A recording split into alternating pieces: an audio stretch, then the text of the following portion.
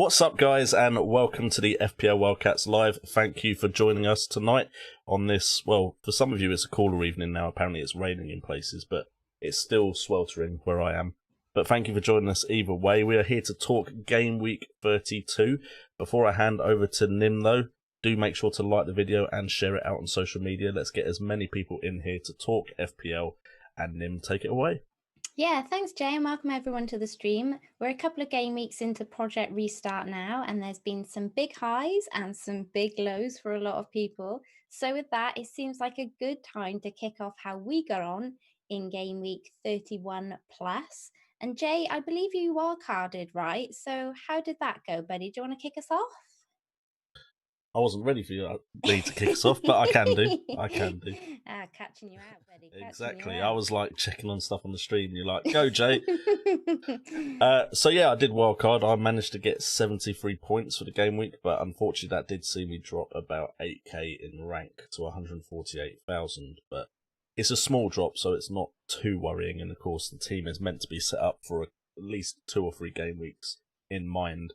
My team on the screen right now, you can see that I don't have any City options. I thought I'd just avoid that Chelsea game.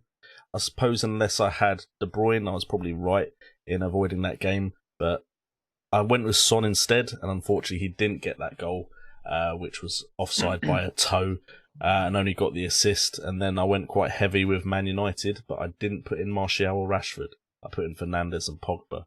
Interesting. Yeah. Also tried to attack Norwich with Richarlison and Calvert-Lewin, and that didn't pay off either. But defensively, we did rather well. Martinez, Justin, Doherty all turning up with clean sheets, and Alexander-Arnold, of course, getting that goal and clean sheet.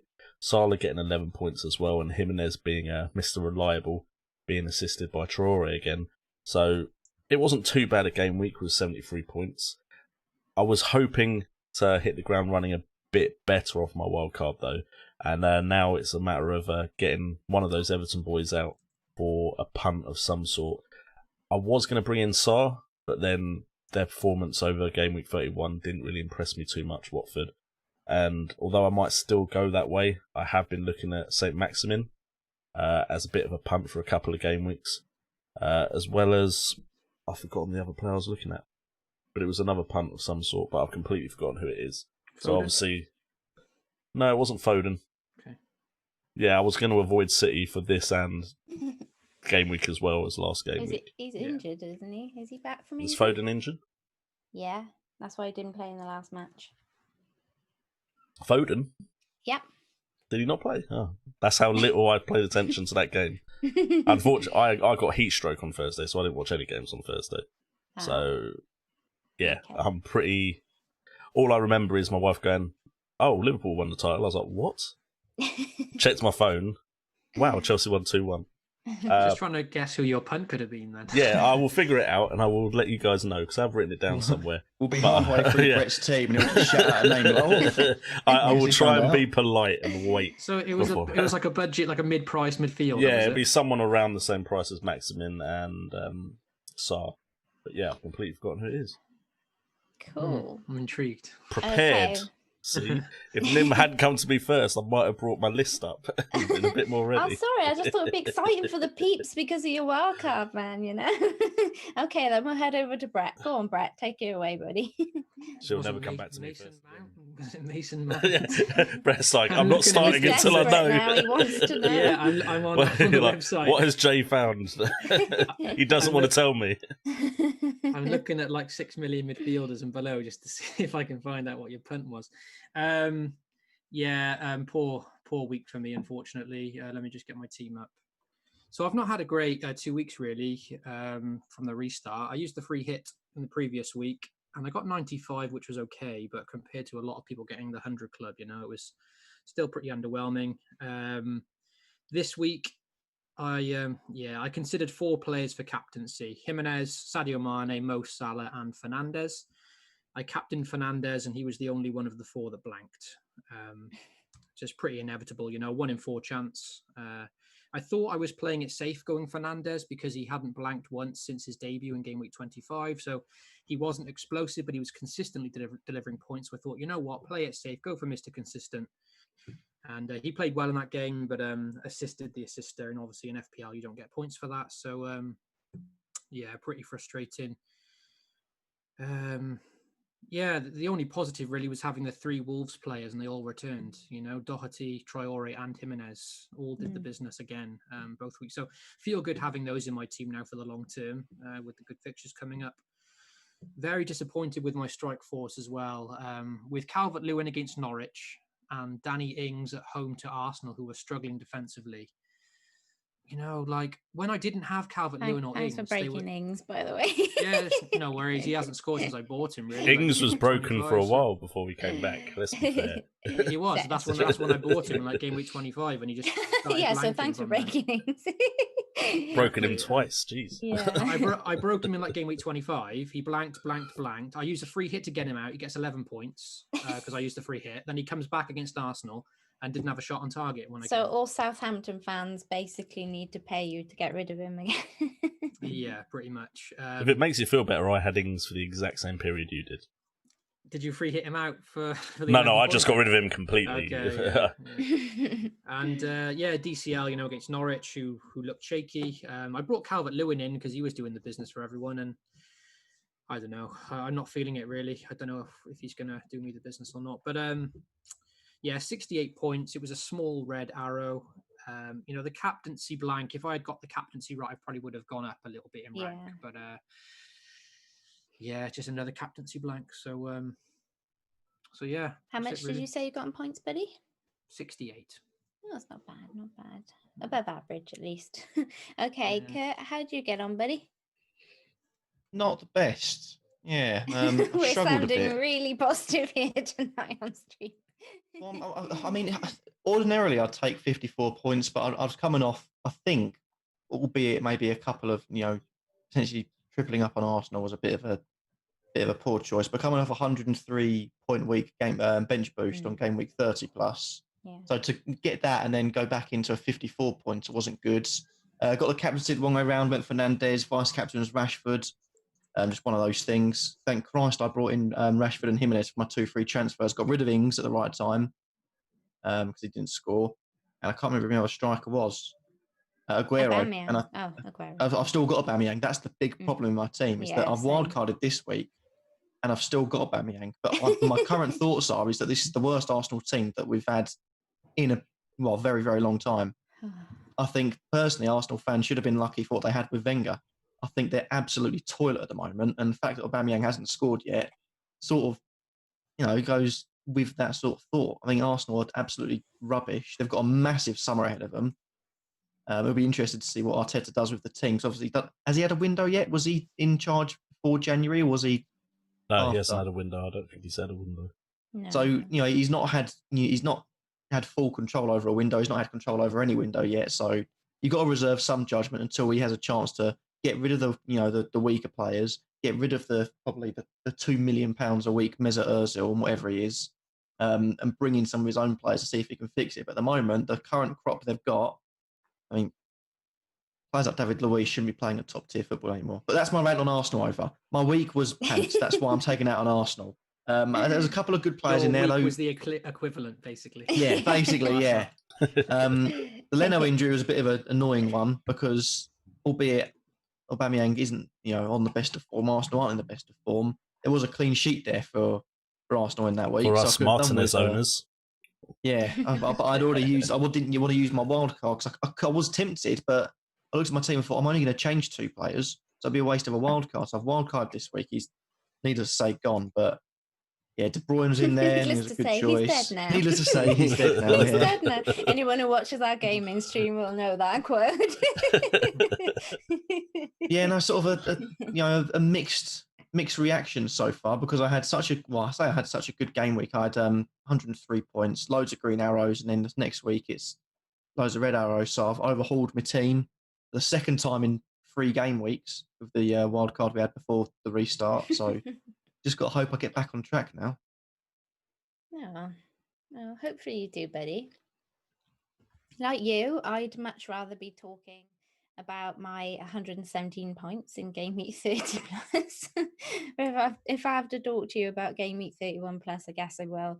Though there isn't too much to say about it, I have to be honest with you guys. I went bat shizzle. Who needs Martinez or anybody for that matter when you can go without a goalkeeper? I mean, that's all the rage these days.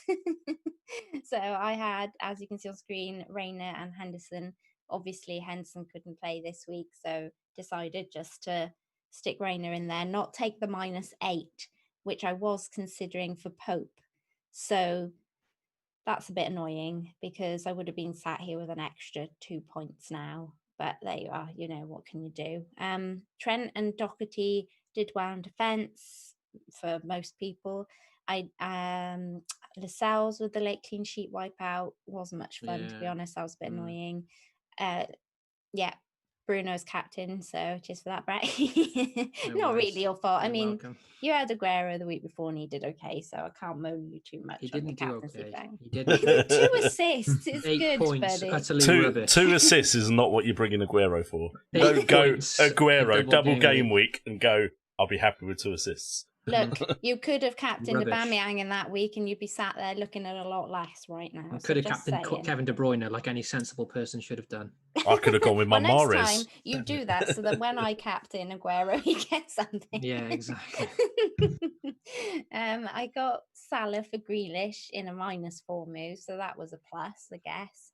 Though I wasn't quite brave enough to captain Salah, even though I really fancied putting the captaincy on him. If only he'd played a couple of minutes the game week before, I think I would have been brave enough to go with the captaincy. But those few minutes, I know he didn't get on because of injury, but I think I just needed to see him to feel more confident in captaining him. So that's why I kind of went with Bruno, I guess. Yeah. KDB doing KDB things, epic goal again. And other than Jimenez, there was nothing else to write home about. Nobody in Southampton and Arsenal did anything for me. And Ings was part of that -4 switch in. I really did think Southampton would score against us. So that was a bit kind of a letdown. Yeah, I don't want to be like salty, but seeing the people that obviously brought in Martinez because he was so cheap and they got 8 points out of him. Like, look how bad Arsenal were defensively. I know. People got him because he was so cheap and he actually got them like 8 points. And I was just like, it's just rewarding. Yeah, but like, we knew David Luiz was out. We're like, David Luiz not in that defence. They might keep a clean sheet. That's true.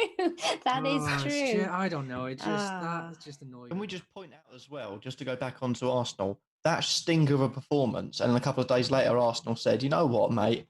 Have a 1-year extension on us." I was fuming. What out of that? That is literally like, okay, your contract's up at the end of the season. Just leave. Just go. Banter I think they're just assuming they'll be able to get something out of him when they actually sell him, but I don't know why they're thinking that. But there you are. Yeah, and as for this week, I'm not mad keen on my team, I have to say. When I look at it, I don't think, wow, this team's gonna smash it this week.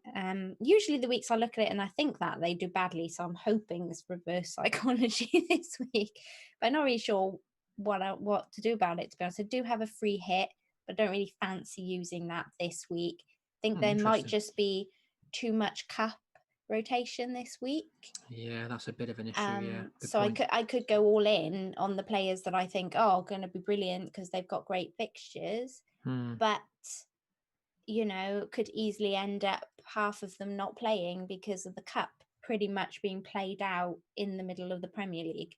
So there could be injuries there, rotation, anything could happen effectively, and I'm just not feeling kind of too confident to go and smash my free hit on it. And not only that, like, of the free hit teams I've seen, I've got at least 6-7 of those players already, so free hitting for 3-4 players feels a bit, I mean, granted, those 3 or 4 players are probably the ones that'll go massive. But yeah, that's kind of how I'm thinking. I'm not really sure about it. Anyway, I'm just kind of really debating whether to keep Aubameyang and whether to move him for Rashford, really. That's kind of where I'm at right now overnight. So yeah, we'll move on to the questions. So guys, do make sure you get those questions in the chat. I see a lot of my guys in the chat from earlier today from my live stream, the Dream Team stream. So, hey guys, thanks for joining. There's a couple of questions that were asked earlier, and I said if they pop on over tonight, we'd try and get around to answer them. So I'll try and find them in a minute. But we'll start off with @Samantha_1991_ asks, who is Brett captaining? And shall we avoid them this week? Brett, who are you captaining, buddy? Give it to the people. We need to know. It's a service you need to provide us. At the moment, it's on Jimenez. Oh, I'm transferring him out. Oh, Not even risking it. Even just the thought of you captaining him, he's gone. I did captain Jimenez once this season at home to Newcastle, and he blanked in that one. Yeah. So this will be my second time captaining Jimenez. The reason it's on him at the moment is because, like you say, Nim, the FA Cup, with United. So you never know what team they're going to put out in that FA Cup fixture. And then that could then subsequently mean they get maybe reduced minutes in the Premier League game. You don't know for sure, So I've got it on Jimenez at the moment, but because There's a lot of, oh no, not Jimenez. Yeah. Brett, no, please no. In the chat.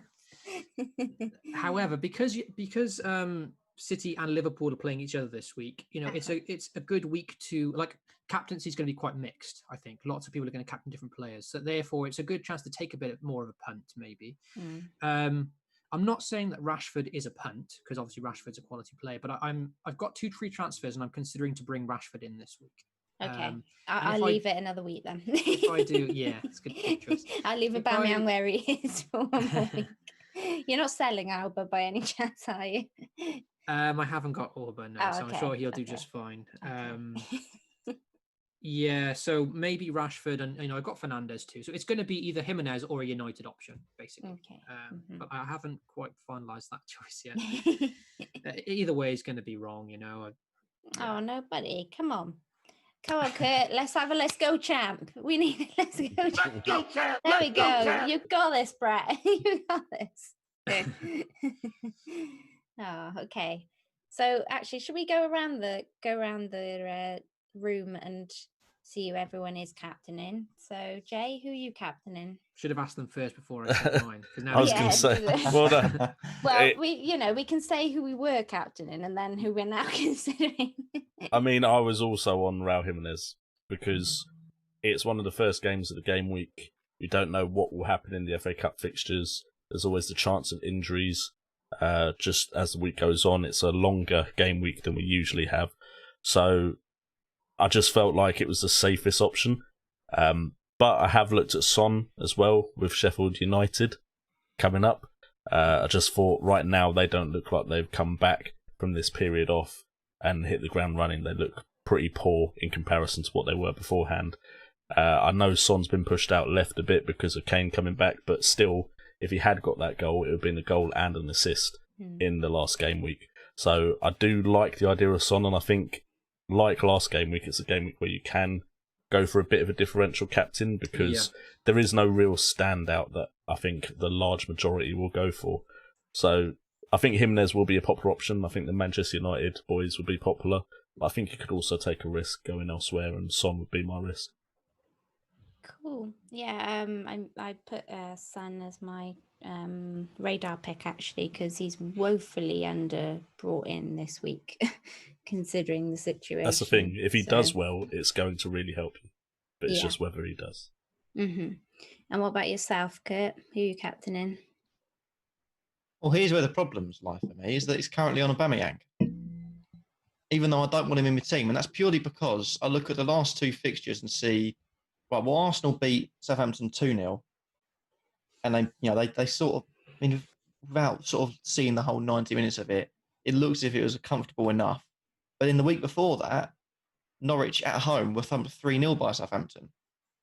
So my thoughts are, if Arsenal turn up and want to attack and can actually attack like we know Arsenal can, they could thump Norwich. And that surely, if Aubameyang is playing, would lead to him getting a goal or 2. But if not, it would be on one of the Man United people, I think. Rashford, something like that. Yeah. If I had Auber in my team, it would be very hard not to captain him this week. I've got him, and I just can't do it. I do get the worry. He wasn't that far from scoring. I know. It's not. I don't think it's more that I don't think he can score. I just I think there's nervousness that he might get rotated because of the cup. Although I'm hoping that he can play both, or at least get minutes in both. But I think it's just that, I don't know, it's stressful enough as an Arsenal fan watching him, watching us play. And that the dream is always to kind of have a player in your team that you have in your FPL team that does well. So it must be amazing to be Liverpool fans and have Mane and Salah as your kind of... Brings me back to Dimitri Payet. Dimitri Payet, when he was on fire, that was a beautiful time for me. Well, it brings me back to Sanchez. Yeah, exactly. Yeah. It's just the dream. You just love it. But it's stressful enough for me, I think, owning, especially when I'm considering selling him for Rashford. So to actually put the captaincy there, I know for that amount of money, and everyone says this is why you've held him this long if I do end up sticking with him. And they're like, well, you may as well, it's Norwich. I get it, but I don't know. I think it's just a lack of feeling hugely confident in our team at the moment, not really knowing what sort of team will show up against Norwich, and we're always the teams that we think we should walk over are the ones that end up being sticky wickets for us. So I don't love it. And actually I'm on Salah at the moment for captaincy, and I haven't really even wavered much on that. I just feel like Paul will go out to try and prove it's their victory dance, isn't it? They're going to go out with and peacocking all over that pitch. They can still break the record for points as well, can't they? That's what I was going to say, is that people was thinking, all right, Liverpool won the league, they've got it, it's 3 games left, there's no point having them in. Yeah. If anything, there's still massive motivation. If I was a Liverpool player, if I was a Liverpool manager, Liverpool coach, you go in there thinking, we've lost once, drawn twice the entire season. You can still shatter many records so that this team you're in right now can stay in the Premier League for generations to come. Yeah. It's not as if there's 2 games left against 2 already relegated teams. Just chuck the kids out, have a bit of a laugh. The fans are going to enjoy it. There's no fans there. It's behind closed doors. They can now go out and proper go for this and try and take every single record they can. Most goals scored, most wins, highest point tally. Go for it. I know that Klopp has put a statement out today saying he's not too bothered with the points tally and all of that sort of stuff. And you know what, whether he is or he isn't, I still can't see him not wanting to play his best team for the people at home and everything, just to kind of say, look, this is the team that's won the league effectively, then I think just putting out a load of kids against City would really be, it really would just be trolling at its highest level. And whilst I think Klopp is getting quite close to being Pep quality with some of his comments with the trolling, I don't think we're quite there yet on Crazy Klopp with him just, I think the only reason a full team wouldn't go out there would be if some people are still nursing hangovers, to be honest. Otherwise, I think, at least for City, I think we can be fairly confident that they're going to get a run in. And City, I don't know. I'm not really sure. They don't look their usual selves at the minute. And yeah, I just can see Pool winning that, and I just feel more confident, I guess, putting my captaincy on Salah rather than giving it to Aubameyang. But we'll see. There might be a last minute switch. I'll have a think about it. But when I don't waver, I tend to try and not kind of get persuaded anywhere else, because usually if I do, then I kick myself that I didn't stick with my gut. So there are the odd times when I look at it and think, oh, why didn't I listen to that person? Yeah, Cool. I am a bit It's difficult because I've got Mane and Salah at the moment in my team, and I'm basically looking to downgrade one of them this week, probably with Man City away, release some money, bring in some different options. With the title now wrapped up as well, and that is my concern. Whether they're going to get rotated or not. And looking at the fixture gap, like they do come so thick and fast now from now until the end of the season. Because it's so tempting to keep hold of them, because after City they've got Villa at home, which either of Mane or Salah could go huge in. But because Mane's played every game so far, is Villa the game that he gets rested for? I'm worried that at home to Villa is where Klopp brings in a couple of youngsters, maybe. Yeah. So I'm a bit worried there for Mane, because he's played an extra game to Salah, who didn't didn't play against Everton. So I'm trying to decide which one to downgrade, and I'm like, I don't really care about the City fixture because I think they'll both start that one. But for Villa, I'm like, will Salah start that one, not Mane? And I'm really worried that I'm going to sell Salah, for example, keep Mane because he's more of a differential in my position, and then he gets benched for Villa. I think you should sell Salah, buddy. And they do come thick and fast. So it's the 2nd of July, the 5th of July, the 8th, the 11th, the 15th, the 18th. It's like every 3 days. So they're bound to get rotated in those. Play on my birthday. Nice. Okay, so there was a question for just quickly, we had a new subscriber. I forgot his surname, but thank you, Ian, for subscribing. Thanks, Ian. Much appreciated. Thank you very much. Always much appreciated. I did say to Raken earlier in my chat that we would get around to answering his question. So he's really stuck on whether to start Harvey Barnes or Nketiah. So what do we think? I think he's just not sure which one to start ahead of his bench. So, Jay.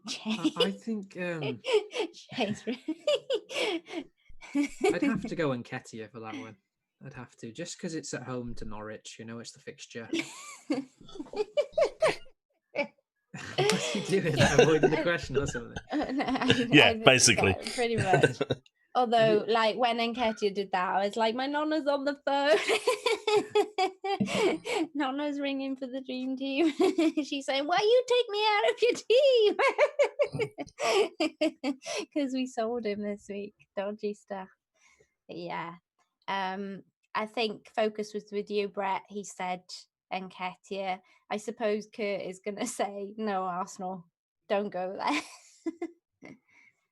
Can't confirm. Well, to be fair, Leicester haven't looked great either. No, they haven't. They're away to Everton. Everton don't often get turned over lately. Defensively they're okay since Ancelotti came in, as far as I know. They feel fairly solid. And Leicester do have the FA Cup as well. I know Arsenal do too, but Barnes is so prone to rotation. He might come off before 60 minutes. He might only get 30 minutes. He might start the FA Cup and then not start the next one. I think Nketiah, it's all guesswork, it's all guesswork, but I think Nketiah might get rested for the FA Cup game and Lacazette might start. Interesting, yeah. And Reece Nelson as well. He's bound to get minutes, Reece Nelson. So I think Nketiah maybe gets a rest and then plays against Norwich, but it's all guesswork. Out of the two, I would still go with Nketiah just for the fixture. It's just Norwich at home. Because you'd hope that he came on and did something. Yeah, you've got to just bank on that, haven't you? It's a better fixture, so. Yeah, Jay, any words of wisdom on that?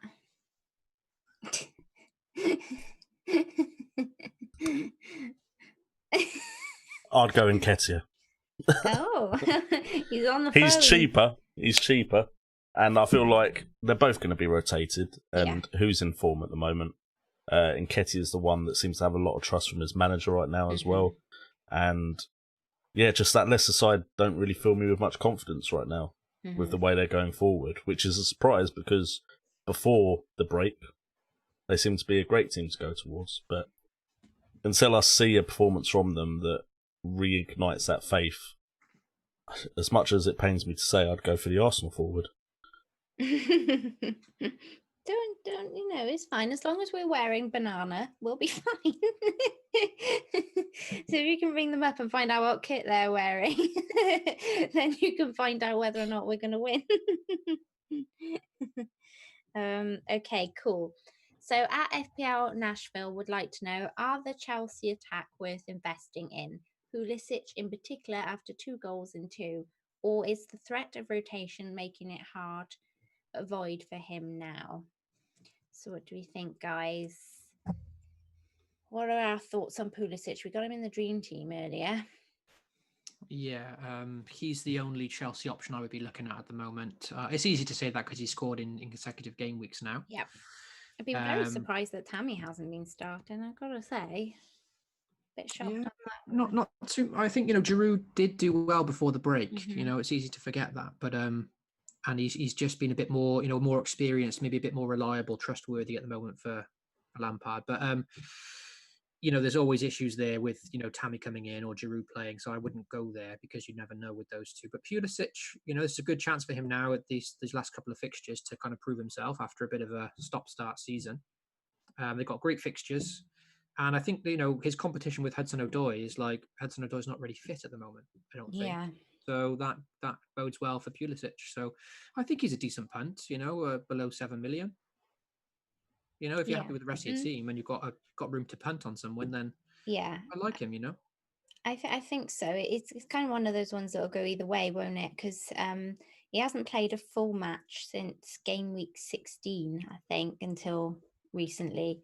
So I think either Frank will protect him or he'll, want to make use of his return after injury, basically. Yeah, so it's true. There's a lot of games, like we said, and Mount can play out wide too, I suppose. Yeah. I mean, I had Pulisic earlier this season and brought him in after great form and got absolutely nothing from him for like 5 game weeks. So I won't be going back there, but yeah, he's got the potential to. Well, then that's the seal of approval, isn't it? Exactly. That is that's right. That is that's right. it. You heard it first, people. Pulisic for the rest of the season. Just get him in and leave him. I am not going anywhere near him, so get him in.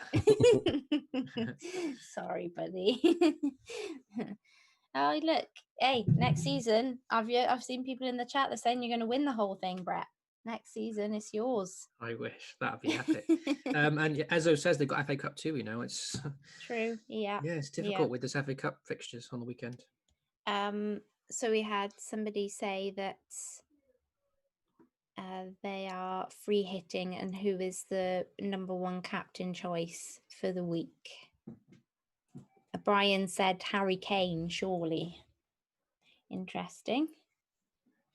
We didn't actually see that match, did we, guys? Because we were streaming Minecraft. So we saw some the of highlights it, afterwards, but yeah, Kane hasn't filled me with much hope, and he doesn't seem like the striker he was when we all remember him being cheaper getting loads of goals all over the place.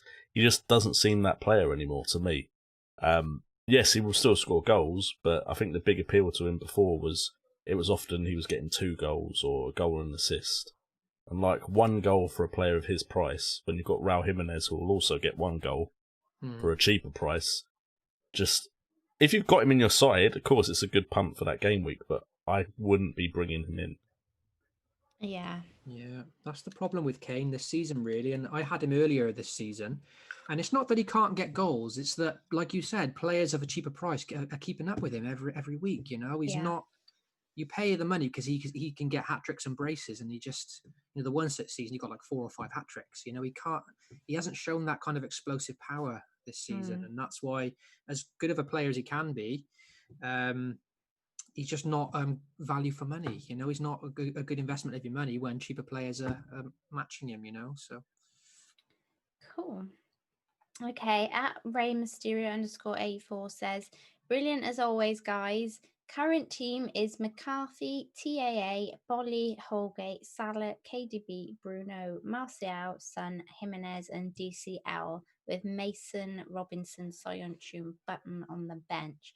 I've used my transfers, taking out Mane and Fleck, excuse me, this week, but thinking to take out DCL and Soyuncu for Doherty and Nketiah.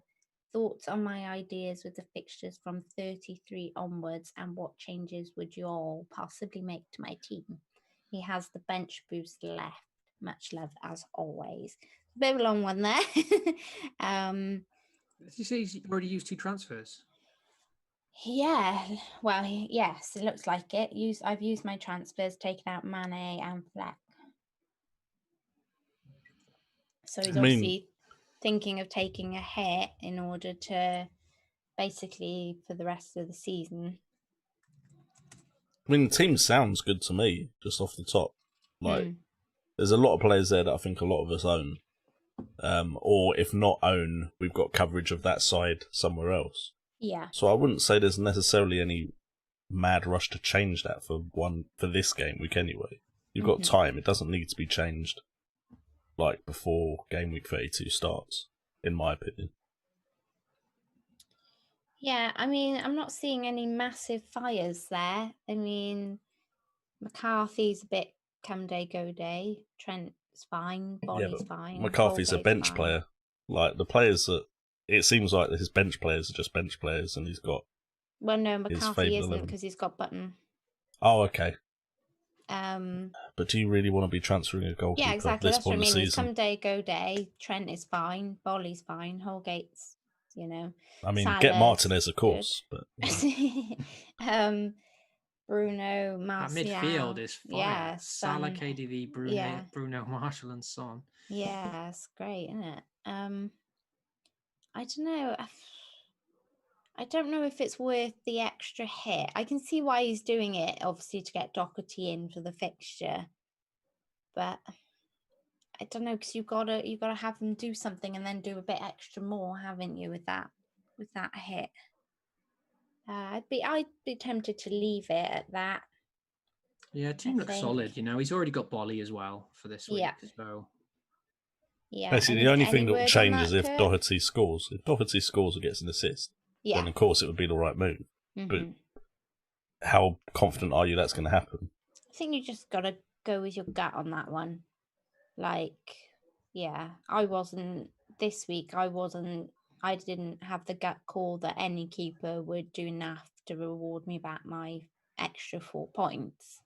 But that was a gut call and it didn't pay off. But, you know, they often do, you know, when people have these, you know, gut calls. Anyone who went Martial, for instance, you know, that would have been a gut shout this week and would have paid off for them. Do you know what I mean? So, yeah. Kurt, anything to add there? No, not really. It's all been pretty much mentioned. Cool. Focus, Fancy Football Focus wants to know, and I think we've kind of discussed it already, but Aubameyang, is it time to get off him, spare the funds, or will he come good? He was unfortunate not to score, he says. So, Kurt, you've kept him on your wild card, buddy. So far, yeah. So far. He doesn't seem happy And- about it, though, just for the record. What is the thoughts? Is there thoughts just to stick through this weekend just because you've come this far? This weekend, it wouldn't be weekend, would it be during the week? But this fixture, just because you've come this far, or will you stick with him now until the end of the season? Just No, not till the end of the because- season. He either goes this week or it goes next week. Yeah, Honestly, I everyone can't feels trust much any the Arsenal same- asset. The same. only Arsenal asset that'll be staying is Saka, just purely because he's cheap and he's playing. Same. That's not because he's from Arsenal. Yeah. It's just because I've had him for the past 2 weeks. He is good though. Yeah. I mean, granted, that, you know, getting 2 points from both your games of double game week still means I've got 4 points for a captain, so it's not exactly a blank. But Yeah, it's just home against Norwich. I know. Home against buddy. Norwich, who have I been know, buddy. rubbish. That's I know. the debate. If let's say if Norwich were at the end of the season, they had, I don't know, like a Liverpool game now, it'd be gone. I wouldn't even think twice about it. It's just because, and again, I mentioned it earlier on. You look at the fact that Arsenal looks pretty convincing, beating Southampton 2-0, and then Southampton walloped Norwich, and Norwich were at home. They lost 3-0 at home to Southampton. Surely that's got to mean there's a bigger scoreline in store for the weekend or for Wednesday. Sorry. Yeah. You never know with Arsenal. They are genuinely shocking, so it could be anything. I know, buddy. I know. Oh, okay. Yeah. So, Jay, Hello. Aubameyang. Goodbye. Is it time to get off him? Goodbye. I just Just that can't hold on. value. You wouldn't That hold on value any is longer. just. I got him in for the double game week. Just Yep. you know, Yeah, of course. he's a good striker. He Yeah. is. And I don't think anyone should be angry with themselves for having punted Yeah. on him. Like, some of the stuff on Twitter was just ridiculous. Like, why did I bother? All this sort of stuff. I mean, he was one of the top scoring FPL point scorers until that point, and he had double game week. And yeah, okay, Nketiah did better than him at a much cheaper price tag, but you can't be angry for chasing that double game week. Well, no, If exactly. you're gonna get them in for a double game week, every single person is a punt. I mean, Mane, one of the best people in the game, off how many minutes in with an injury, in a double game week. So I think like some of the hysteria over that was just ridiculous in my opinion. But that's not being an Arsenal fan. That was just genuinely, I think it was just uncalled for. If you're going to chase for a double game week, you just got to hope your chips fall where they fall. Basically, it's a calculated risk. You're picking one of the best strikers in exactly. the league. He's got 2 games. There's a good chance he could score. Yeah, it's Now, like he picking didn't, it's like having double aces in your hand in Yeah. poker, isn't it? And not playing them. You have to play them in the hope that everything Exactly. else falls on the table. The only issue I've ever had with Aubameyang, and it's the issue I have with any striker like Kane, is if they're that price, they need to be outperforming the cheaper strikers. And as soon as there's any cheap strikers that can match them, and to be honest, if you look at the race for the Golden Boot, there's a couple there that are significantly cheaper. It's just like, okay, well, I don't need them. Yes, it's going to be painful when I watch them score, but I need to remember the cheap strikers I've got are also doing the business. And they're only really worth it when they're outperforming the strikers that are cheaper. And that's my problem with him. He just, apart from that double game week when I took the risk like everyone else did, he wasn't outperforming anyone massively, so I didn't really feel the need for him. And that's why I probably won't have him in again for the rest of the season, unless something changes. I think he's not really... I think I would struggle if I didn't have him. If I was so set on free hitting this week, I would struggle about putting him in. But owning him, like own right now as I do, like it is difficult. It is basically the form versus fixture debate. Like it really is. And I said to you guys at the beginning of this season, I'm done with fixtures. I'm done with it. If they're in form, they're in my team. If they're not, they're out my team. I'm done with fixtures. I'm not chasing them anymore. It never goes well for me. I'm just going with form and nothing else.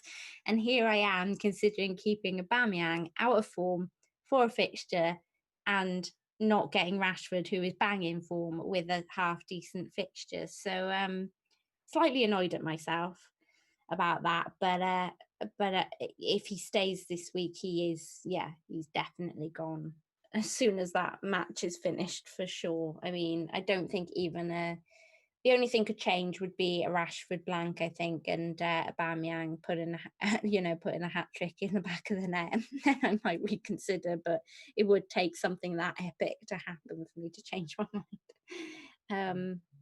Okay. At Straw Hat _L asks, hold Richard or get Martial instead of him, and whom to captain this week, Rashford or Jimenez? Oof, tough one. What do you think, Brett? Yeah, I would make the Richarlison to Martial move. Personally, it's obviously easy to say that after Martial banged a hat trick in. Richarlison's just never a player. I've got a history of not trusting either of them really, but with the form that United are showing and the creativity that Martial has behind him now, with Pogba coming back, galvanising the attack, Bruno Fernandes pulling all the strings, the fixtures that they've got too. There's so many reasons that I would prefer Martial over Richarlison at this point, and I just never really trust Richarlison. He just frustrates me, because you bring him in and I don't know, he can do well on his day, but I just prefer United's attack in general, prefer their fixtures. And Martial's more of a natural goal scorer than Richarlison is. So I would make that move. In terms of captaincy, I think I've come to a point now where I don't like telling someone else who to captain, because to me, captaincy is such not just because I'm doing bad with it, but like captaincy is such like it's like a personal thing, isn't it? Like, it's such a big decision, captaincy. You have to choose your own one, really. And ironically, those two, Jimenez and Rashford, are maybe the two that I'm picking between if I bring Rashford in. So I don't even know at this point. So yeah, I'll leave the captaincy up to him. Cool. Kurt? I don't really know. I've not really considered Richarlison at all, so not really much I can comment on that. Captaincy, I mean, just about says it all about what my opinion is. I'm looking at getting rid of Aubameyang. The one player I want to get rid of from my team is Aubameyang, but the one player I'm captaining this week is Aubameyang, so I wouldn't trust anything that comes out of my mouth. I don't know what's going on up there. Jay, what about yourself, buddy? I mean, I'm getting rid of Richarlison this week. Okay. I know For I who, am. Jay? It was the question from earlier when you okay. wanted to know the punt. Come on, give So, us this punt. the If punt- you don't the- learn it before the No, end I think of you're the going to be stream. disappointed now because I've looked at it and I'm like, I'm probably more likely to go St. Maximin if I do take the punt. But it's Stuart Armstrong was going to be the punt. Of course, okay. yeah, fair. But looking at Richarlison, it's Leicester next, and it's Spurs, then it's Southampton, then Wolves, and all four of those, I'm like, maybe Southampton they could do something against, but I'm not like overly confident, especially when their attack hasn't looked like it's at the races at the moment. Gameweek 36 is Aston Villa, but that still seems quite a while away. So for me, Richarlison's going. So I wouldn't suggest keeping him. I've always had issues with Richarlison myself. He always seems to be very patchy with his form. He'll have 1 or 2 game weeks where he's really explosive, and then he'll literally do nothing for ages, or get a red card, or do something that you just always have those players you just don't get on with in FPL. And I think for me, Richarlison's one of them. I took the risk purely because of the fixture in Game 32, and it didn't pay off, so he'll be out my side very quickly. Okay, cool. And between Rashford and Jimenez? I'd go Jimenez just for consistency, and the fact that he'll definitely... I can't see Jimenez not starting for the rest of the season. Apart from if he really needs a rest. With that baby. Baby gate. All right, go for Jimenez until the baby's born, then change to Rashford. Exactly, yeah.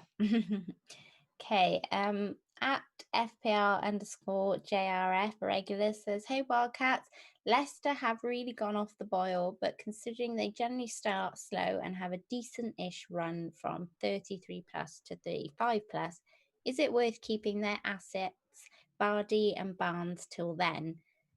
So he's got another question as well. So should we kind of cover that one first? So what do we think, Kurt? Vardy and Barnes. I mean, we've kind of covered Barnes a bit already, but what about Vardy? Thoughts? Is he on your wild card? Is he in your thinking? Not currently. I mean, he was in my team. I'm pretty sure, actually. Yeah, I think I had him up remember you until saying the last something few about him in the moments. unlimited transfers. Yeah, because I was just thinking of it, just literally because of the price. I got him at a decent price. I'd have lost quite a bit of traction on him. Personally, I mean, Leicester have got a decent-ish run. But even then, I'm looking at their fixtures, and I don't like to look too much in the fixture difficulty ranking because it could be that you've got, let's say they could be playing against a team that's higher than them.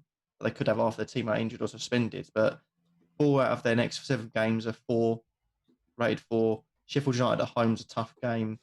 Crystal Palace at home is a tough game. They'll be fighting for points. The only easy game I've seen there is 35 plus. Apart from that, every other game is going to be a tough game. It's not going to be a walk in the park. That being said, though, that would move me away from Barnes. That would move me closer to Vardy. He's a player that will literally run and just go behind defenders, just do everything to score. So it would lead me more towards Vardy, but not Barnes. Yeah. What about you, Jay? What's your thoughts on Vardy at the moment? Not interested. Just that Leicester side, the fixtures, the way they're playing. Just I have no interest in that side at all. I'm worried that they won't get top 4. He's really a player you have to watch. Yeah.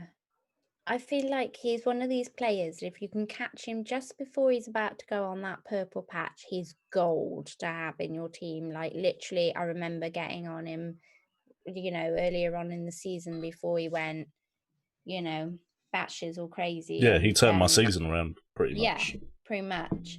But you've got to watch him. Like, I think it's kind of what I'm seeing with Aubameyang now is what you need to be seeing with Vardy just before he's about to bang. And that is, I guess, why I'm like kind of feeling like sticking with Alba for another week, is that I think when you start seeing Vardy getting in those types of positions and he's having a crack and the keeper's saving a few times, or other people aren't finishing the kind of chances that he's creating for them, that's when you get him back in your team, because it's not going to be many game weeks after that before he has a monster haul.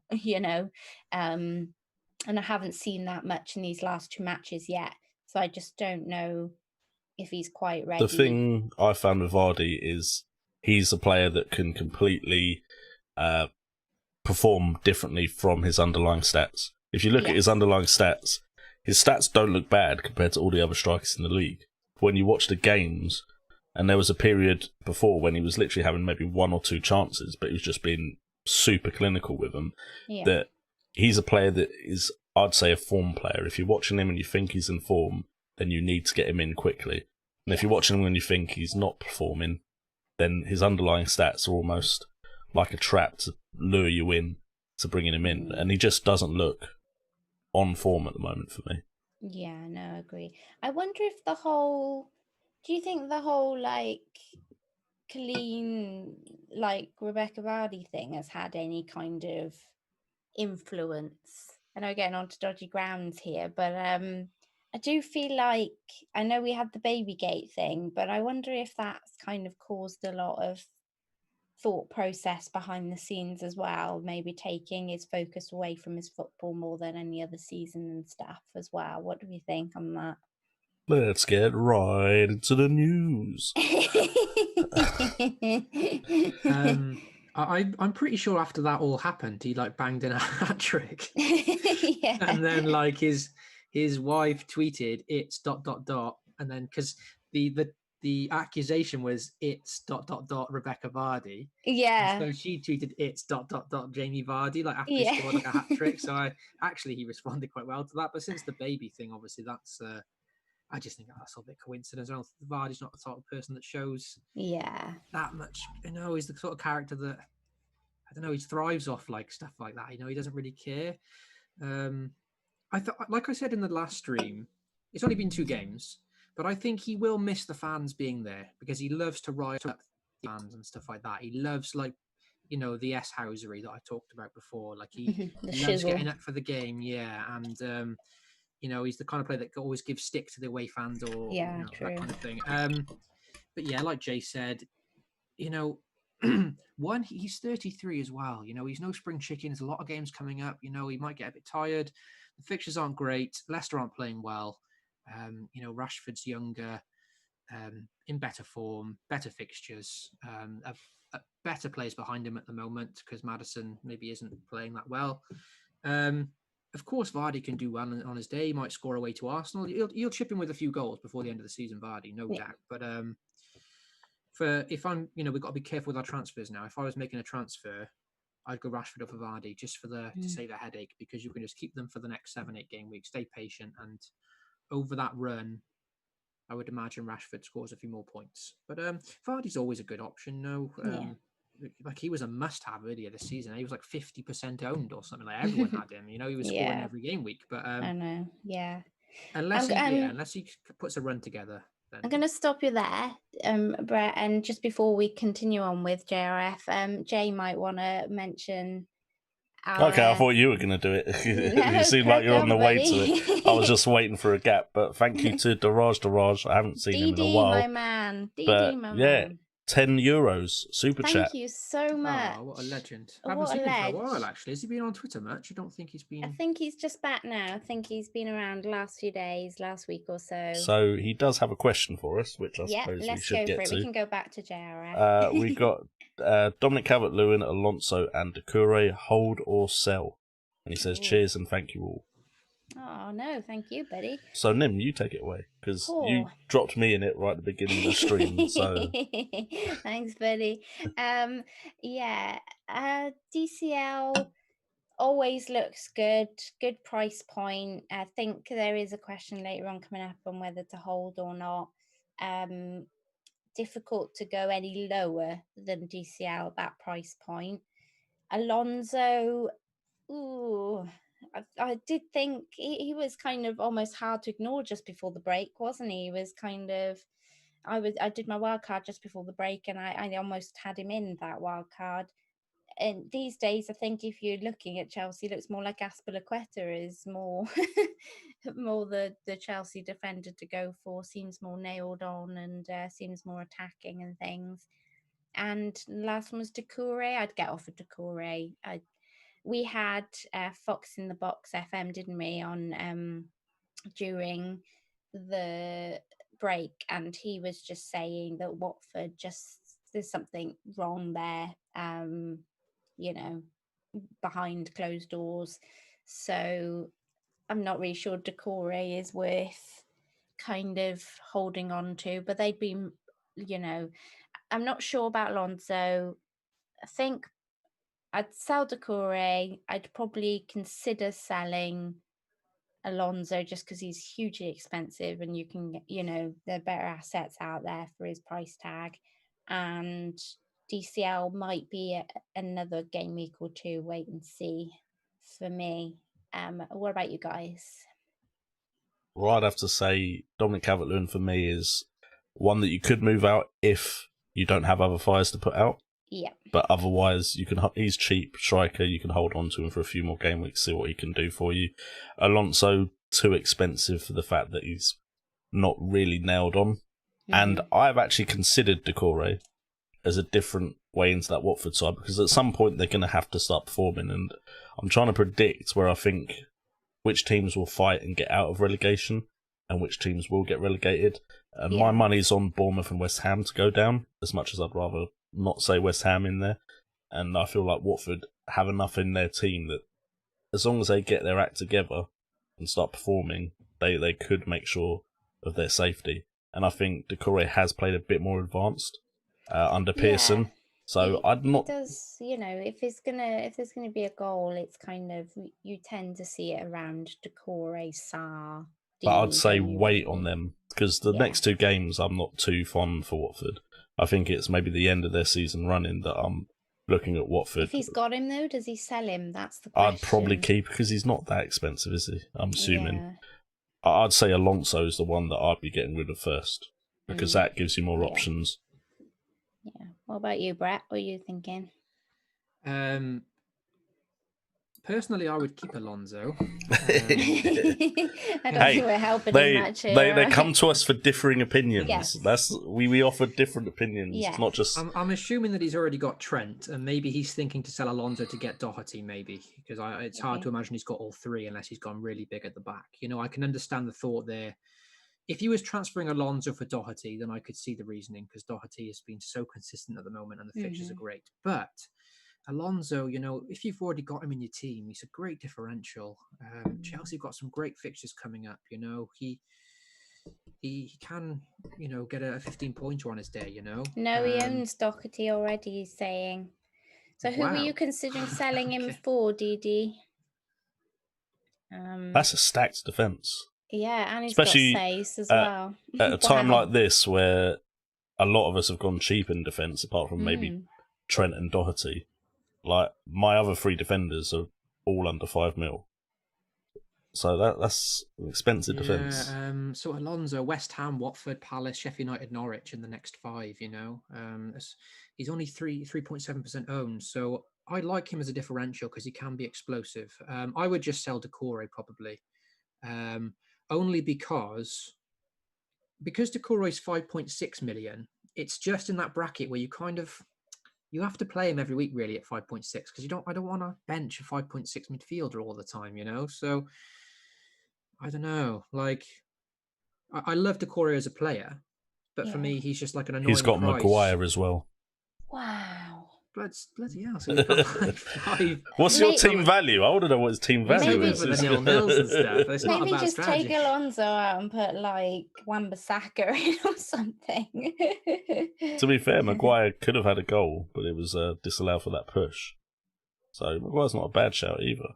No, true. What about you, Kurt? Come on. Give us that craziness. Let's go, champ. Let's have some craziness. Well, what's the minority vote? I'll go for that one. No, to be fair, I was thinking about Alonso. So when I was redesigning my team, I thought I want a big expensive defender. I ended up putting Van Dijk in, and I thought, I wonder about Chelsea. I thought, because I look at the team, I thought Chelsea's fixtures, they aren't the worst coming up. West Ham, Watford, Palace, United, Norwich. Obviously, once 36 hits, get them out. But they aren't the worst. Thinking, oh well, no one's really done anything that makes me want to get them in. No one's really set in stone or anything. And then I see Lonzo float about, and I thought, well, actually, that tempts me a bit, Lonzo. But I mean, it's Marcus Alonso. If he's on form and he's scoring goals, he's the best to have. But if he's not, I don't think I could. I could go for an Azpilicueta. I couldn't go for an Alonso because I know Azpilicueta's going to play. Yeah. If Alonso hits a bad run of form, you've got a pretty good left back to replace him. DD's actually put his team in the. So he's got KDB, Salah, Bruno, Decore, Hayden, DCL, Jimenez, and Wood. I mean, Wood's out for the season, isn't he? Or I don't know how bad I'll his get the injury official, is. but I'm pretty sure. Yeah, I know I wasn't looking because I knew. So I'm thinking getting rid of Chris Wood, who's like 6.1 million, bring in Nketiah or Greenwood at like 4.3 million, and then use that money to upgrade Decore to like. Or Hayden, even, to somebody. Apparently, Wood is making good progress. He's out on the grass with the physios and sports scientists, but not back with the team yet. So there's a chance he might miss 1 or 2 more game weeks. But even then, he's not. The potential return says the 29th of this month. But I'd imagine he's not going to feature in at least the next 2 games, I'd imagine. And J-Rod scored in the last one, so he's, a bit of a... Vidra's not looked all terrible either, to be fair. Yeah. So actually, we do have a question that might kind of play into possible replacements there in just a second, but we'll finish what JRF asked us. And his second question was, United are currently on top form and have pretty favourable fixtures ahead. Is it better to go in on these assets against Brighton, fear of missing out, or bank a transfer and see what unfolds in the preceding FA Cup games against Norwich? So, what do we think? For myself, I'm leaning more towards holding Aubameyang when I could go for Rashford just to see what happens in the cups. But that's, that'll come down to the wire. But I'd be interested to hear what the lads think. So Kurt, what do you think? You going all in on United on your wild card, buddy? Yeah, I have done. I've gone 3 United, all in the attack. I've got Rashford, I've got Martial, I've got Fernandes. Nice.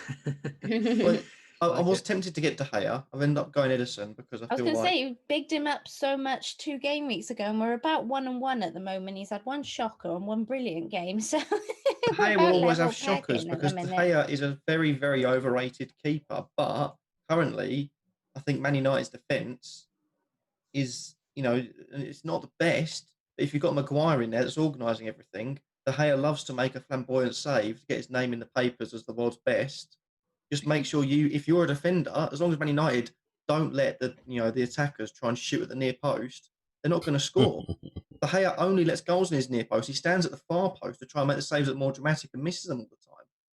But I tried to get De Gea in, but after Martial gets a hat-trick, I think it's unprecedented times. I'm going ballsy. I've got nothing to lose. I'm tripling up on United attack. Why not? 7 weeks to go, isn't it? Exactly. I've got a wild card to use. I've got a triple captain to use. I've got other chips to use still. So why not? And also with Edison coming in, granted the Liverpool game maybe is a bit of a sticky patch, still can make a few saves. After that, Man City's defence to go up from De Gea to Edison, Southampton, Newcastle, Brighton, Bournemouth, Watford, and Norwich. They got great. None of those games sound like games where A, they should be losing, and B, they should be conceding.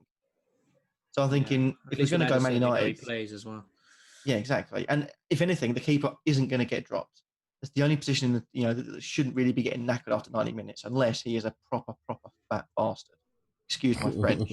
Anyway, Man United trip up in the attack for me, unless you get Maguire. Okay. I've kind of forgotten what the question was. Do we basically go all in on United? Yeah, go all in on Or United. do we kind of wait a week? Do we wait a week? Yeah. Jay? I don't know why you wouldn't go all in on United. I mean, I've got Fernandes and Pogba. Again, I was trying to play the odds and hope that they'd get something, and the likes of Martial and Rashford wouldn't. I really fancy Pogba to do well. Well, the thing is, they both looked really good in the game, Fernandes and Pogba. I know, it's just stole a shot from Pogba too, didn't he? Did that dribble. And there was one where it was pulled in and Martial scored from Wan-Bissaka, and literally right next to him was Bruno Fernandes, and I was like, so yeah. And I do. Rashford missed that kind of one-on-one. There would have been a Bruno assist as well. And I think a Pogba assist as well. There was one where Rashford missed a golden chance. Yeah, he chipped it over and he went for the flashy volley instead of taking a touch. That was a golden chance. The commentators didn't make much of that. I thought that was an unbelievable. So I still think there's points in Fernandes and Pogba. And yeah, definitely. I suppose I need them to get goals for them to be better than Rashford. And of course, Martial is classed as a midfielder. Yep. So there's the risk there that I'm taking that I should have gone Martial. But just Martial's always been one that I've always missed the points on. I've always brought him in and he's not scored, and then when I don't have him, he does score. Whereas I've had a lot better run of form with Pogba and Rashford, to be fair, when I've actually managed to get him in at the right time. But I've got Greenwood as well, just as because I needed a cheap striker. I suppose that's the Greenwood versus Nketiah question. And I've got Greenwood. But yeah, I don't know why you'd wait necessarily. I just don't have that much faith in Arsenal, apart from potentially their two youngsters that have come in Nketiah and Saka. Oh, and Martinez, of course. Of course.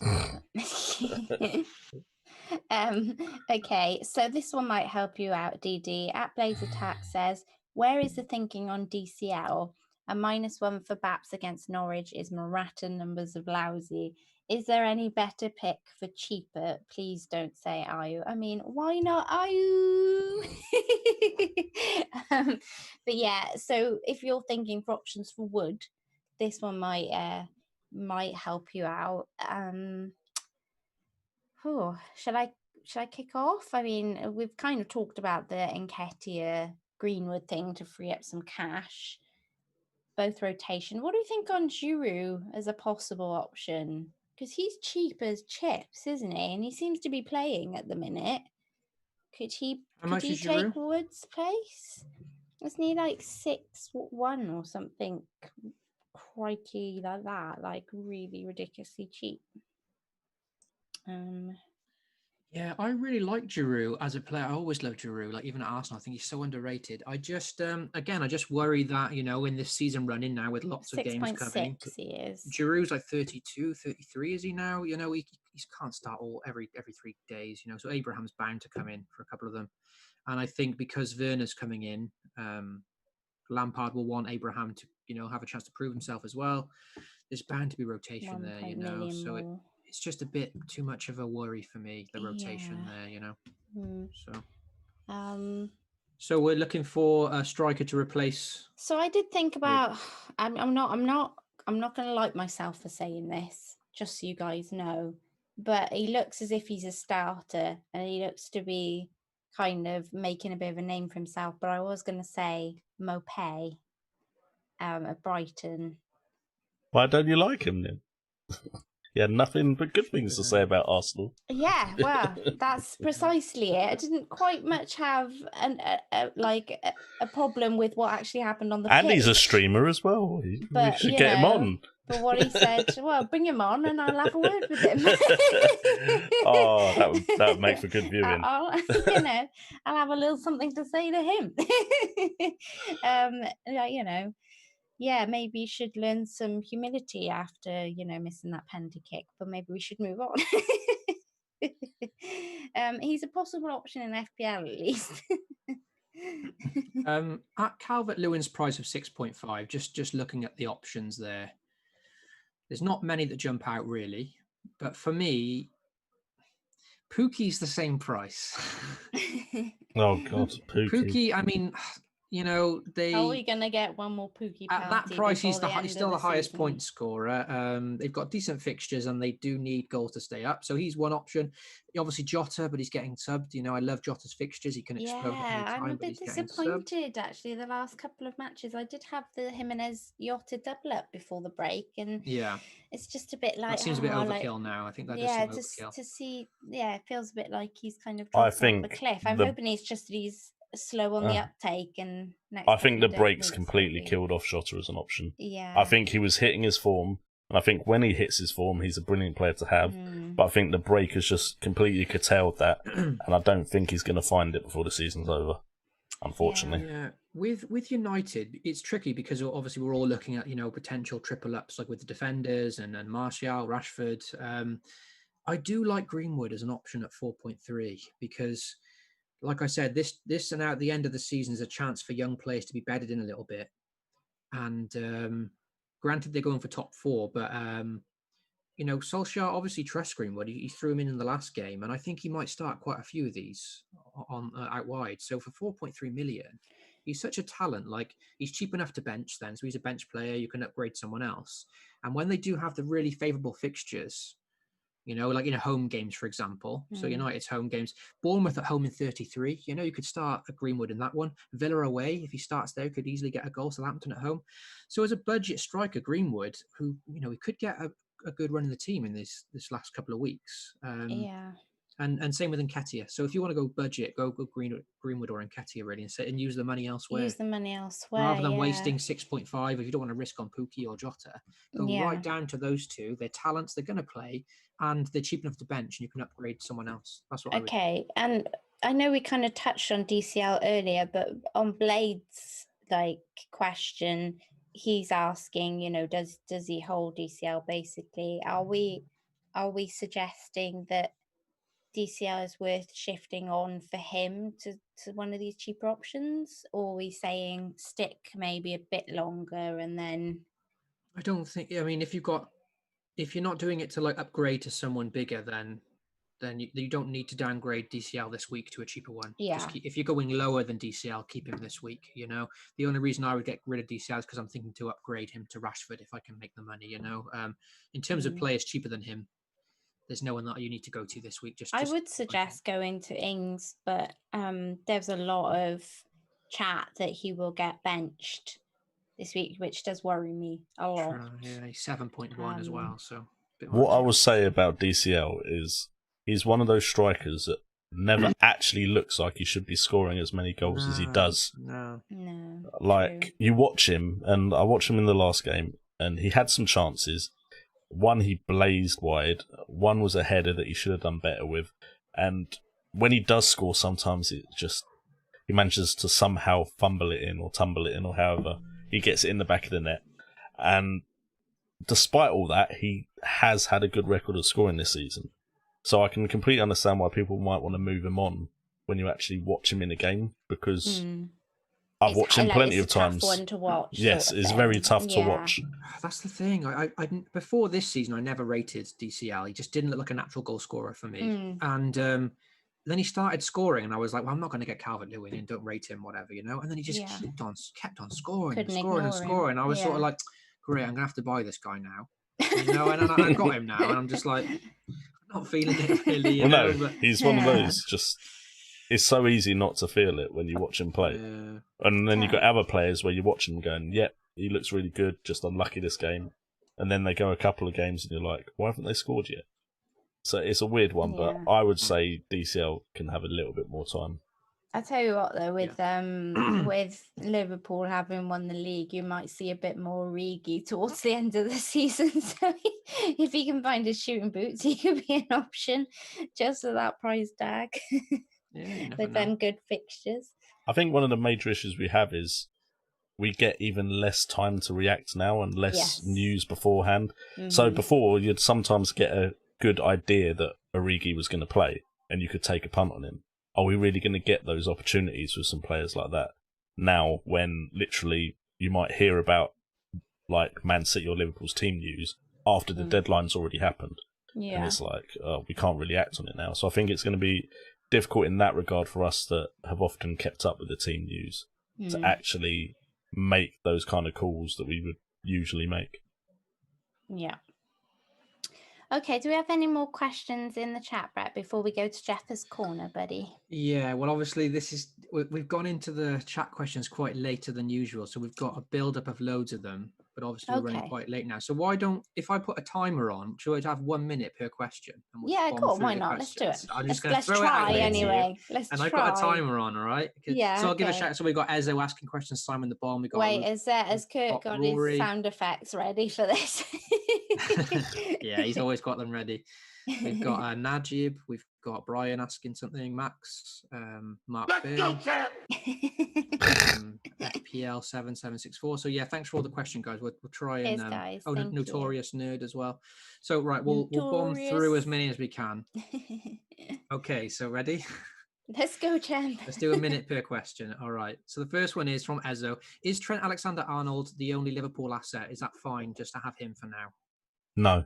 No. Yes. I can see it's always going to be the last one. I want to say it's okay. I've seen lots of teams doing that personally. Not that seeing lots of other teams makes that okay, but I think after Man City, there's probably going to be rotation there. You can build a nice balanced squad, you know, with De Bruyne and Son and Fernandes. So they're not essential, Salah and Mane now. You know, it's not a nice luxury to have them and captain them. But I think TAA is the one. I think you can get away with just having him personally. Anything else? so all of us are one answer, and Brett's going to fill in the rest of the sorry. I mean, seconds, to keep it short, seconds. I just think there will be rotation on every side now, and Salah wants that golden boot. Yeah, fair. Okay, cool. Next one. Right, the next one is from Simon the Bomb. Pogba to Son, Van Dijk to Maguire. Does this make sense? So Pogba to Son and Van Dijk to Maguire. Yeah, it does. Son is a decent attacking option, and I think Maguire is a decent defensive option looking at United's fixtures. I think for me, just somebody personally who's around that 400, 500k mark, every time the clean sheets pop in for Liverpool, and I've got Trent, I go down in rank. So there must be a lot of dead teams that are still on double Liverpool. So just bear in mind your kind of position in rank and what a double Liverpool clean sheet can do or not do for that rank is all I would say. But other than that, I think the Pogba to Son thing at the moment seems like a good idea. But Jay, you've got 10 seconds, Jay. You've got Pogba. Are you feeling okay with him still? I'm feeling okay with him for now. That's a very difficult question because I like all those options. You've actually got both, haven't you? That's true. Yes, I've got both. So okay, all right. Let's move on to the next one. Okay, so Rooftop Rory says, "Hey Wildcats, what's your thoughts on Nketiah as a cheap enabler? 4.5 million bargain. We've kind of talked about him quite a bit, haven't we? That's a yes from me. It's him or Greenwood. Those are the two. I think they're both going to get minutes. They're both decent options. What about you, Kurt? Let's go, champ. Yes. Oh, he said yes to Arsenal. Win. They're cheap players. Nketiah's cheap. Saka's cheap. Can't go against cheap. Cool. Yeah, good times. Fair. Notorious Nerd, who is everyone going to captain and vice captain this game week? So let's just quickly go back around again. So Kurt, who are you going to captain and vice captain? Unfortunately, it's going to be captain Aubameyang and vice captain Rashford. Jay? My captain is currently on Jimenez and vice captain on Salah. Nice. Mine is Salah and vice captain Jimenez at the moment. Nice. For me, it's on Jimenez, but I just think I know within my gut that I'm going to bring Rashford in and captain him, just because it's a good chance. I can stay on Jimenez. Yes. It's between those two, basically. One will be captain, one will be vice. I will be bugging you before the deadline. Yeah, we'll be in that WhatsApp group asking Brett all the gossip. I'm not going to captain and vice from the same game because the FA Cup, so I'll captain one from one team and vice from the other. We'll buy you a drink for helping us out, buddy. All right. All right, no problem. I'll tell everyone on the channel as well. I'll come live 5 minutes before the deadline to let who not to go. Okay. Rakan asks Harvey Barnes or Nketiah as a start. We've done that already, haven't we? We've already covered that one. So if you weren't watching Rakan, just rewind. It's in there somewhere. Najib wants to know: is it time to move on from Salah and Mane? Okay, similar question to Ezo, really. I think if you've got both, it's maybe time to move on. But keeping one, it is viable too. Keep for City, I would, and then move on personally. Yeah. Kurt, are you going to get rid of Mane and Salah, or are you keeping any of them? Or I don't have any Liverpool players. But if I did, I would be keeping them throughout the season because I still think that players are going to be wanting to take on every record they can. Yeah, sure. Cool. Yeah, solid captain options as well if you've got one of them. Okay, just done that one. Who is the best City option after KDB? That one's from Ezo. That's a good question. Mahrez. Jay? It would have to be Mahrez or potentially Jesus. Or Foden. Or Foden if he's fit. Edison. What is Foden? Guaranteed clean sheets. Okay. I'm gonna have to go Mahrez. There's gonna be rotation there, but the fixtures are so good from 33 onwards. Foden's only got a dead leg, by the way. Yeah. Okay. So Foden should be back soon. Both those two. After I'm interested in both. As a budget option, Foden, but I do like Mahrez too. We've done that one.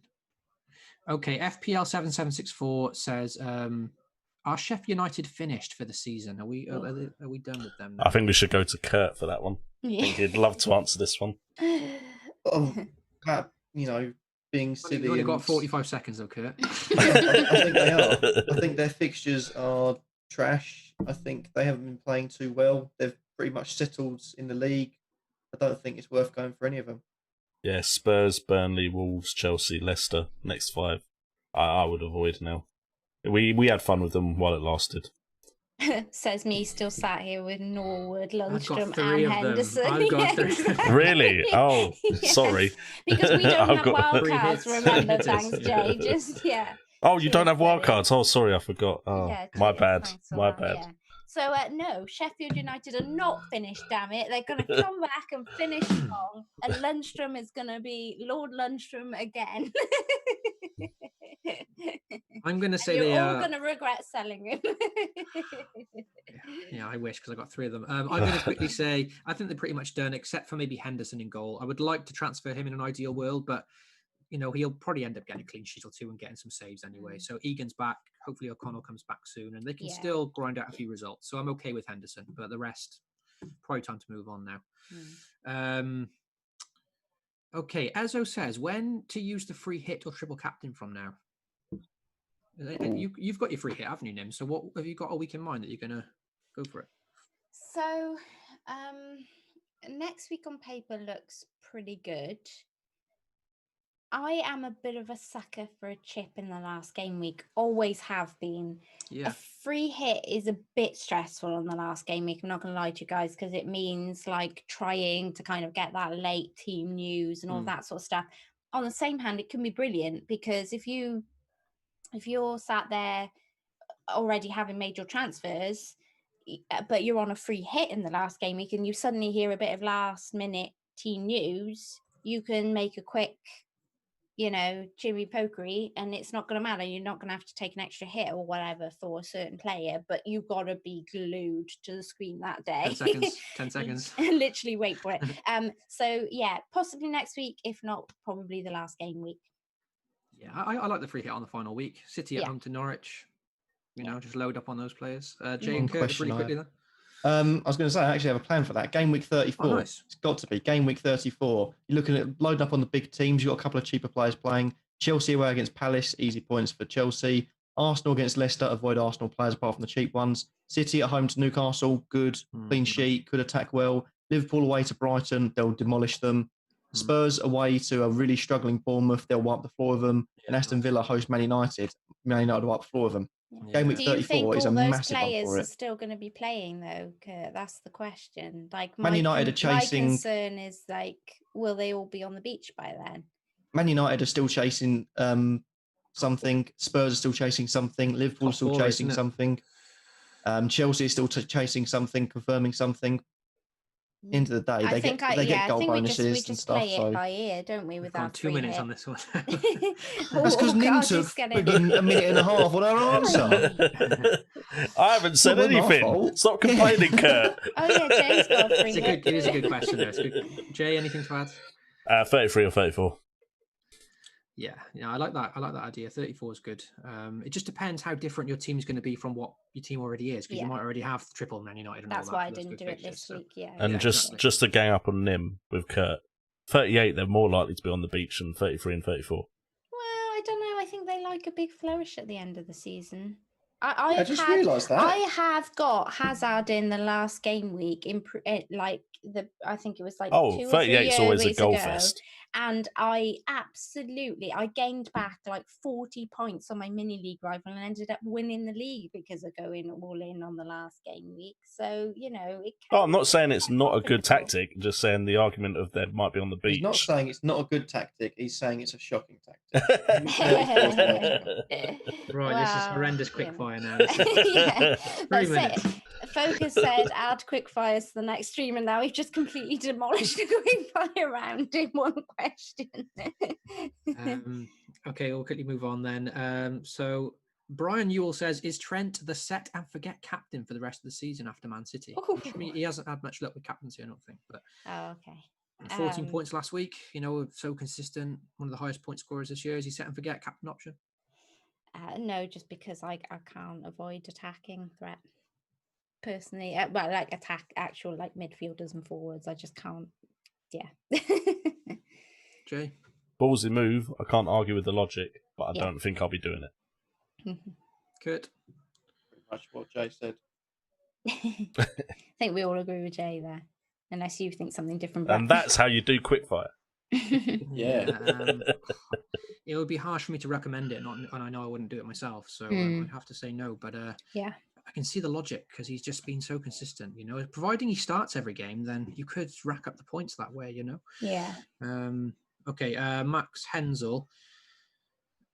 He says he's used his free hit for this game week. Who is number one player to captain? But we've already gone through our captains, really, haven't we? So we're not going to suggest anyone different because otherwise we'd be captain. I think we kind of touched upon it last, and Brian said Kane, didn't he, to that one? So yeah, if I was free hitting for differentials, Son, Kane, yeah. Auber, Auber is tempting. I know he's been bad. No, don't start on me, man. sorry. Okay. It's on Salah. Don't tempt me. Sense captain. If you want Mr. Sensible, then Captain Sensible, then go for Jimenez, or stick with Fernandez or Martial or something. Okay, done that. Last one then, Mark Bain. Would anyone swap Bruno to Martial for funds, or is Bruno going to outscore Martial until the end of the season? So has anyone got Bruno who's like, I wish I would swap to Martial now? No, I mean, Uh-huh. I wish I'd done it last week, like before. But no, not right now. Yeah. Kurt, you've got both, right? But if you only had Bruno, would you consider switching him to Martial or keep Bruno now? No, because I feel like they've got more options out wide that can replace Martial with Greenwoods and with James and with Rashford potentially going out there and that sort of thing. But with Bruno, he is their one creative spark that has changed things around. So I think Bruno is more consistent. Yeah, I completely agree. I know it's annoying to miss out on 21 points, but for me, Bruno in my team now is just there for the season. I've been so impressed with him. He's just a winner. You can see he will put. Well, if Brett's keeping him, I would go. Yeah, true. He'll blank for the rest of the season now, but I think he's just top class. I just love watching him, even though he blanked. He's just involved in everything: corners, free kicks, penalties. Runs the show. Wants to play every game. Will play every game. So keep him for sure. SA Sports Fanatic. Which is another quick one to add on to the round. Is Richarlison to Martial a good move, or should I go Mahrez to Martial?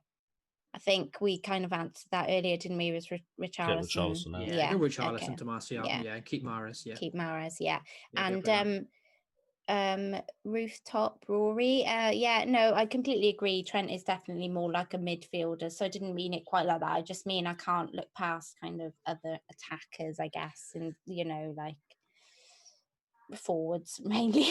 I'm terrible at captain and forward. Cool. Okay then. That was quite good. I enjoyed that. So we'll head on over to Jeffers Corner. And hopefully we'll get Jeffers on soon. He couldn't join us this week, but hopefully we'll have him on in the next few weeks. So at Austin66 UK, do go check out Jeffers. He's a brilliant account. He's doing really well this season. So make sure you go and follow him on Twitter. But he likes to ask us the more kind of non-FPL questions, just to kind of bring it back.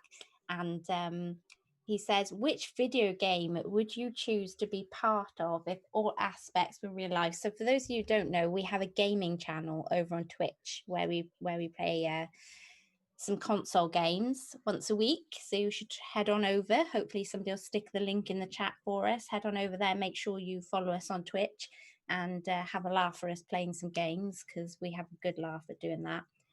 But yeah, Jeffers is tapping into that, I guess, and asking us, which video game would you choose to be a part of if all aspects were real life? So Kurt, I'm interested. I mean, I'm too terrified to go creepers with Minecraft. We play a lot of Minecraft and they just terrify me. So it can't be Minecraft. What about you, Kurt?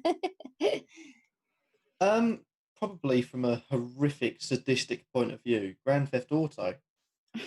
Because I could mow down and spray up about 2,000 people, and then all I've got to do is drive up a hill, and the police are like, "He's gone too far. We'll let him off." So the minute anyone gives me hate mail, I honestly thought you were going to say cricket. The minute anyone says Sheffield United is Sheffield, that's it. I can mow them over, I can run them over, I can destroy their entire livelihood, kill everyone they love, and then get away with it. So, yeah, got me that. Cannot condone this behaviour. Do not do that, flawless. kids. It's flawless. You can also activate cheats as well in GTA, so I could just give myself money. I thought you were going to say cricket, considering you do so much of that over on Twitch. And you can't really get hurt there. I play cricket pants on the cricket game. I play cricket pants in real life. So I'm already living that one. So there's not much change. So you can't live your best life in that one. Exactly. So I guess not. Okay, fair enough. Jay, what about yourself? Well, for those that used to follow me when I did do gaming, I love any game that's got a really good story to it. So I'd probably lean just towards one of BioWare's games of either Mass Effect or Dragon Age. Although I would also be quite interested in doing any of the Telltale games as well. Just like living in a life like that. Interesting things happen all the time. Is Mass Effect like a horror game, though? No, it's a sci-fi game. Oh, okay. I mean, I suppose there are some horror in it. But yeah. I have a hero complex, so I'd love to be the hero of a story. So I considered saying Lara Croft, but I'd want to be her, and I'm not sure in Jeffers rules if I can be existing characters. So I'd have to say any of the Uncharted series, because I absolutely love them. I love Nathan Drake, so I could just stare at him endlessly whilst exploring remote islands and looking for treasure. I mean, that just sounds perfect. But failing all of that, it would have to be Mario Kart, because that would be a lot of fun. I'd like to see that. Well, see that? She literally had an answer. She had an answer, and then she had to add on the end. Taking away Brett. Brett was sitting there thinking, yes, no one said mine. Although somebody suggested we should say Rocket League, because, we're good at that. But yeah, I don't think I could take that kind of punishment. Mario Party, Rocket League. It's like, really? Go for it. Go on, you can have Rocket League, Brett. I don't know what to say on this one, really, as I never know how to answer these questions. Because you can easily pick one of these adventure games, but if you were actually in that game, it would actually be quite a lot of energy and I don't know, you need to, get out of bed every morning and be that's what the save is for, buddy. You haven't given know what I mean? If you're in Mass Effect, you're like a hero, and but it's probably terrifying. You've got to fight people every day, and if you're actually, I don't know, when you actually go in the game, it'd probably be a bit of a nightmare, really. You've got to the whole galaxy's relying on you. And but I didn't want to say FIFA or Football Manager. I wanted to be interesting. Yeah, but there's so much pressure on you in FIFA as well, though, surely, if you're a player. Yeah, but you're not going to die if you don't do well in FIFA. Because, one of my favorite adventure games is Ocarina of Time on the N64, but, you've got to fight, all these, skeletons at the night time and spiders and all this stuff. It's quite stressful, to be honest. Yeah, that's why I wouldn't be going for Minecraft, man. It's just terrifying. I just quite like that it's actually a game rather than being in it in real life, because it'd be quite terrifying. What about Sonic the Hedgehog? No, again, it's a lot of pressure, isn't it? And you're an alien. You're an alien hedgehog on this random planet. You got to think about it, because if you're a hedgehog, you're on some random planet. You're an outsider. Everyone's like, "What are you doing here?" So I think, I don't know, it's not realistic, that. So basically, you want something with no effort. Okay, so you probably want one of Minecraft. those It probably would be like because at least in Minecraft, you just on like the beach, you can build stuff and be creative. Once you're set up, If you you're can talking kill about not everything. realistic, you Digging get in dropped on an island and caves. think, oh, what do I Yeah. do first? Yeah, You punch the hell out of a tree. You're going to Yeah. break your hand if you're talking about realism. At some Yeah, point, true. And you look Brett, down your hand, you think, It's hold a on a lot of minute, why work, am I actually. square? Yeah, it is a lot of work as well, and a lot of Yeah, building, and you yeah. can't really relax on exactly. Minecraft. And not only that, at some point, the dolphins will revolt against you. I mean, at some point, they will create a mass army and come and I attack really your hope- glass house underneath I the hope ground. They add some sort of update that just This is makes not an any easy creatures question. you've killed lots of. At one point, they just come and Just get come you. back and spawn Swarm of against them. you. So if you guys didn't know, Brett is a bit of a serial killer in Minecraft. So No, yeah. he just doesn't like people invading his personal space. Think of the Yes. social climate. Yeah, exactly. Yeah, you know, if you really think about this seriously, it's a tough question. So I don't think it was I don't meant to know. be that deep, buddy. probably like I'll just stick with Mario Kart because just driving around with your mates, you know, and Yeah, no one true. gets hurt, you know. Well, Don't they you fall throw in bombs at rivers, each other yeah, and bombs That rockets? is and- true. That would be and quite horrible. shells, and yeah, Banana I mean, there's loads that skins. can happen to you. Yeah, it's a bit yeah. overly competitive as well, isn't it? You have to win all the time. Oh, DD straight in, Overcooked. Yeah, me and Meg played some Overcooked Oh one no, time. your whole life in a kitchen. No, Oh my God. I definitely didn't think not. this would take as long as it did. I'm not gonna lie no, to you that guys. wouldn't work with me. I think We could have a whole Wildcats After Dark on just suggesting games to Brett and Yeah. then seeing what his response is. Yeah. What about like you wouldn't like The Last of Us thing, 'cause that's zombies. Sims. That's pretty much Yeah. like None of you would normal like to life. be living in a Like- zombie world, though. You don't say just me. No one would actually want to be in a zombie apocalypse world, would they? Well, you know, bloody people pay good terrified. money for that sort of thing, you know. I know, but you know you're safe. It depends what type of zombies. Oh, Jay's considering it. Or if they're the Because, Bit of like, slow life kind, there. If they're the you're slow fine. kind, If they're then you're an walking dead idiot. kind, Yeah. You're sorted. If they're like World War Z, that's it. Yeah, No, exactly. take me Yeah, off. I would not go I'll into jump World off War the Z. Not worth No, it. you say you're sorted, but what kind of quality of your life can you have if you live in like a zombie apocalypse world? You can't like, you know, you're not thinking about marriage and kids because you're worried about surviving. I've already zombies all done the time. that, so you know, change of scene. If anything, that's like a gap year for Jay. Maybe you should be like, oh, what was that one that they had where that character just floated through the desert and like planted flowers and stuff like that? It was on PlayStation and it was just like meant to be a relaxation game. Maybe you should go for that, Brett. But he's in a I'm gonna- desert. Tell you what, I'll get back to it on the next stream. I will probably think Okay. about this. All I need right, to he's think about a gonna game that I would actually be It's taking this very seriously, content Beth, with as, living in. yeah. this What is a about tough question. FPL? Oh no, that's far too stressful. We already lived that one.